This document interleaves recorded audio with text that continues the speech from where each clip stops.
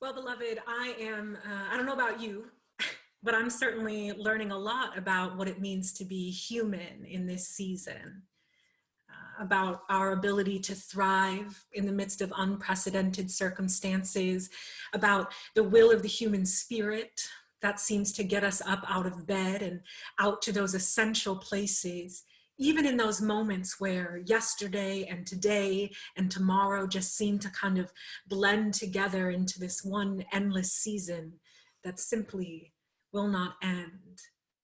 See, I'm learning that crowds mean a lot more to me than they used to. That something as simple as gathering in a sanctuary on Sunday holds more beauty for me now than ever before. I'm learning that love can look like a lot of different things, and that physical distance cannot stop the Holy Spirit from blowing into our homes, our rooms, these tiny windows we get into people's lives. I'm learning, as I'm sure we're all learning, that the things designed to break us might try, but will always fail to separate us from the love of God. You see, but I'm getting ahead of myself this morning, because the other thing that I've learned in the midst of this pandemic is that it's actually quite difficult to preach a sermon that doesn't sound like some kind of doomsday prophecy. Something about preaching into a web camera, sitting in a house that you have not left for 4 whole weeks feels more like those dystopian fictions we all read in high school than the promises of God being fulfilled.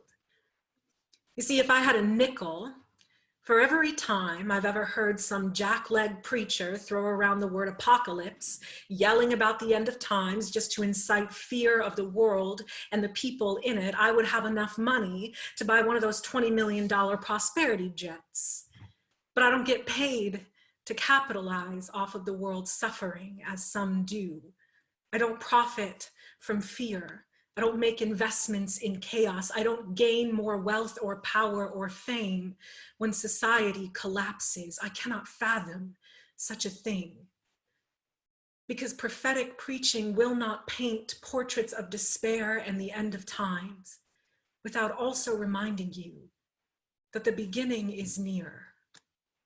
See, let me tell you something about biblical prophecies.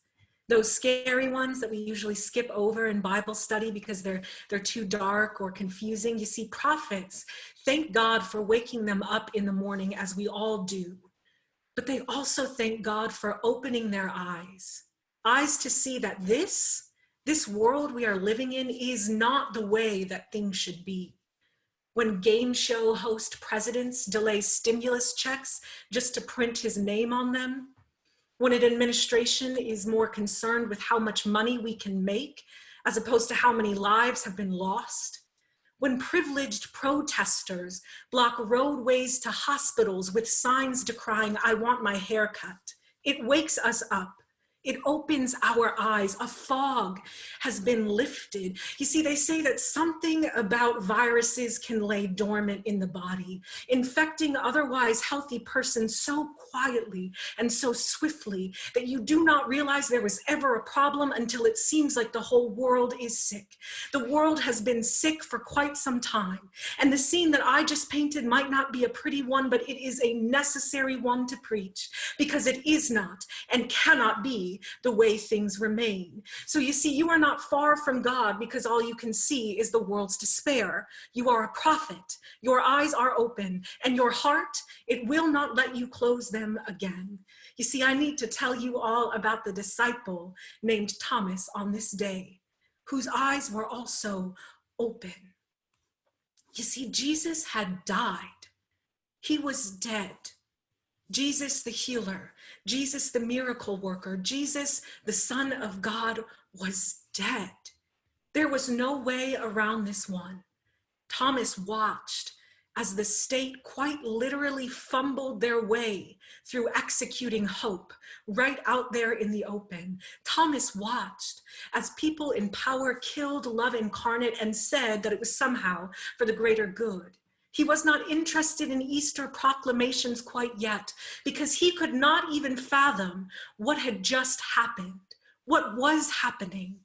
Who are we, I imagine him asking, that we could wound love in such a way that we are capable of stealing the breath of life, of moving on to the next body to destroy before this one has been properly grieved? Who are we?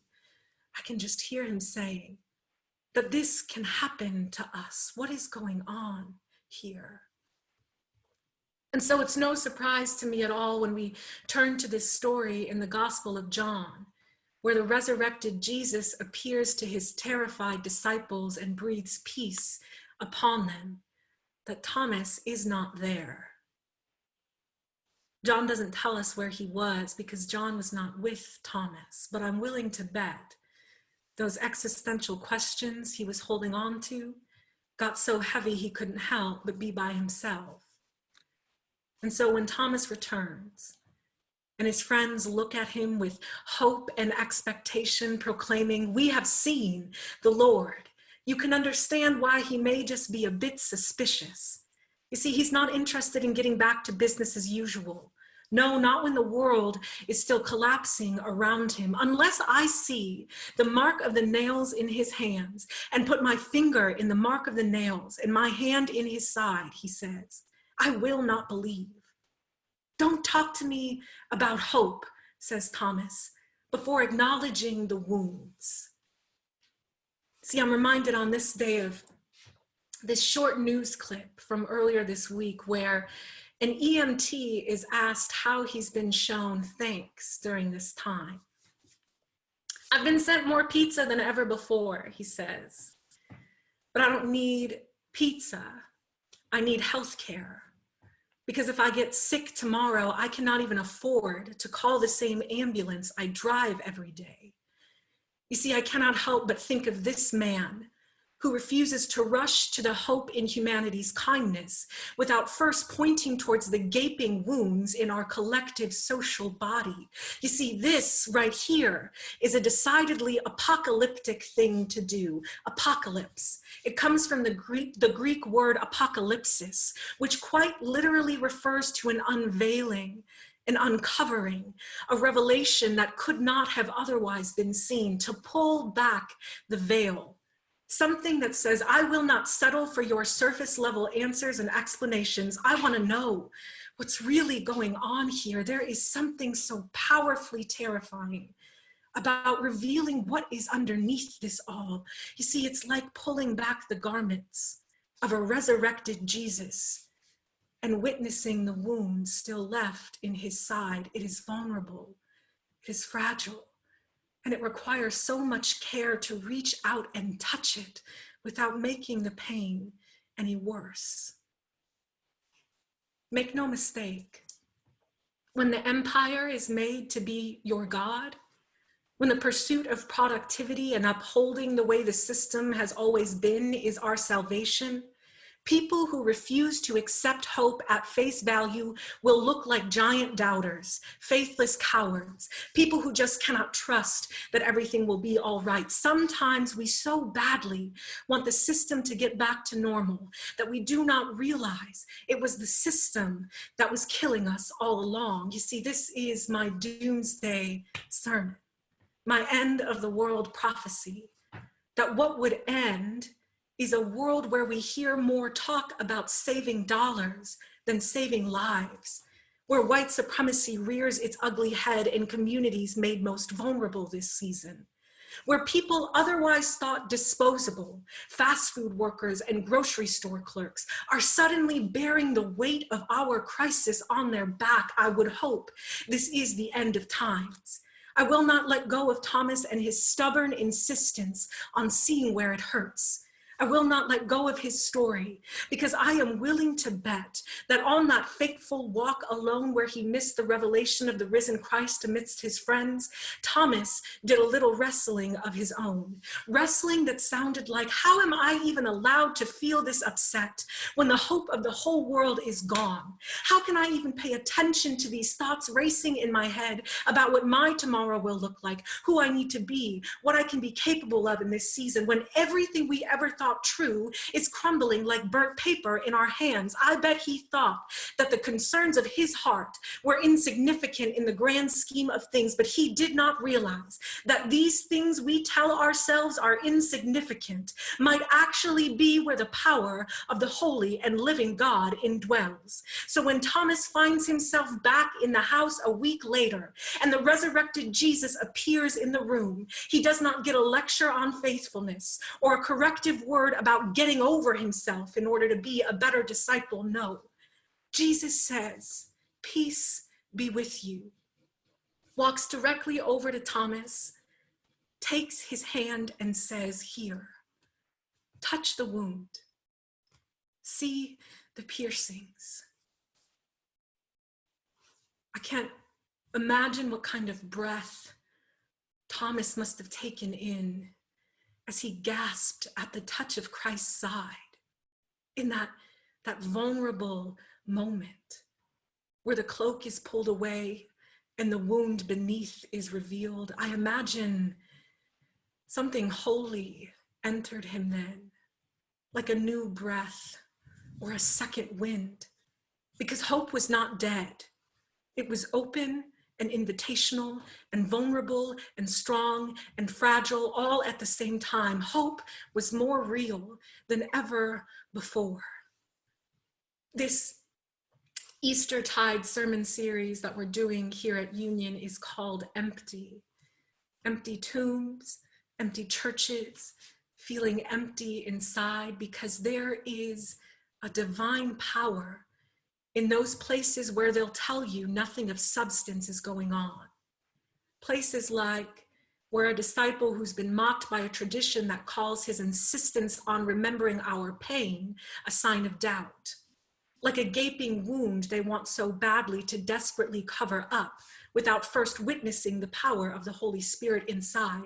Like a world that wants to tell you your acknowledgement of its despair is a sign of your inability to cope. But that is not the gospel story. That is not the Jesus way. Because in this room, where Thomas finds himself, Jesus pulls back the veil and invites him to touch this wounded body. Because even the resurrected Jesus refuses to let go of the world's pain. Because he will not leave earth and go to move on to better things. He will bear the marks and invite you to see them when all hope is lost. And he will gift you with a holy gasp that fills your lungs with more holy, blessed spirit than you've ever felt before. You are not lost or abandoned or backsliding because your eyes have been opened and all you can see is chaos. You are a disciple. You are like a prophet. And maybe all I need to give you on this morning is permission to gasp at this holy vulnerability, this mark of suffering, this resurrected Jesus who is here in the room today. Maybe all I need you to do is convince you to fix your eyes on him, the one who went to hell and back and still would not forget about your pain. Maybe I need to remind you that when we pull back the cloak, unveil what has been hidden, it is gruesome and it is scary and it is painful, but it is also the moment we receive this deep and abiding spirit that will not give up on us. It is this inhale that is the holiest of things.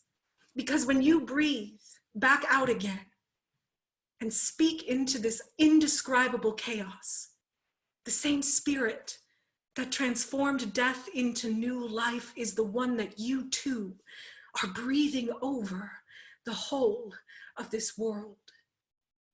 So this is my doomsday prophecy, that the beginning is surely near, that asking where it hurts, witnessing the wounds, is the beginning of any kind of healing.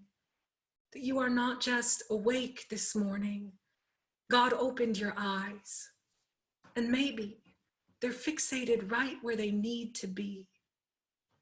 So hear me very clearly when I say this, dear church. There is a hope here. It's a hope that is open and invitational and vulnerable and strong and fragile all at the same time, because he is risen. He is here. We have seen the Lord. So peace be with you. May it be so. Amen.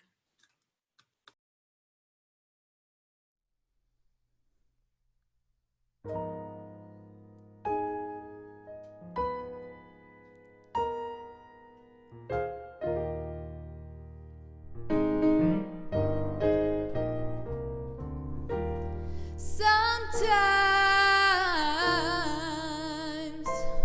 it feels cold and you feel all alone, but hold on, better days are coming.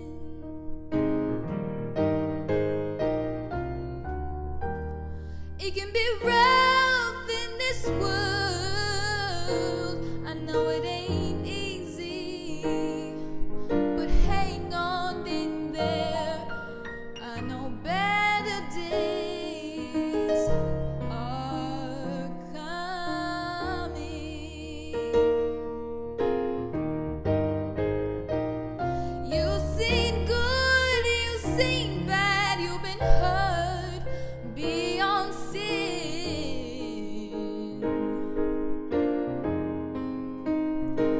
but just remember, better days are coming.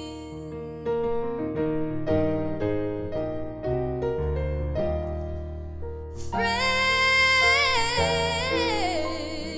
will leave you all by yourself, but don't cry, better days are coming.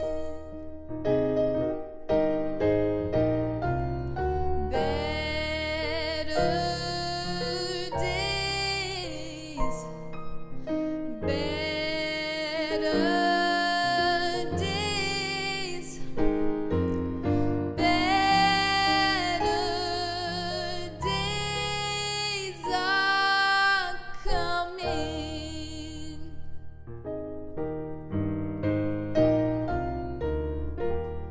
It's all this season for you going through, yeah, but stay focused and never lose